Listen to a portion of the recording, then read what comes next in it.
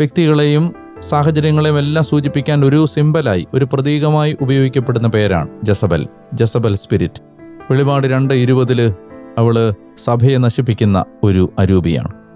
പ്രവാചകന്മാരെ വേട്ടയാടുന്ന അരൂപി. അത് സ്ത്രീയാവാം, പുരുഷനാവാം, മീഡിയയാവാം, ഒരു കൂട്ടം മനുഷ്യരാവാം, വ്യവസ്ഥിതികളാവാം. ഇതെല്ലാം ജസബൽ അരൂപിയുടെ പ്രതിഫലനങ്ങളാണ്.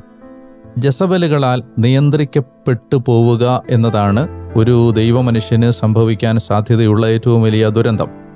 ആഹാബിനെ തൻ്റെ ചരടിൽ നിയന്ത്രിച്ച് നിർത്തിയതുപോലെ ദൈവമനുഷ്യരെ എങ്ങോട്ടും ചലിക്കാനാവാത്ത വിധം പിടിച്ചു കെട്ടിയിടുന്ന ഒരു പൈശാചിക അരൂപിയാണ് ജസബൽ. ഈ ജസബലിൻ്റെ അരൂപി സഭയെ നശിപ്പിക്കാതിരിക്കാൻ ദൈവ മനുഷ്യരെല്ലാവരും ജാഗ്രത പുലർത്തേണ്ടതുണ്ട്.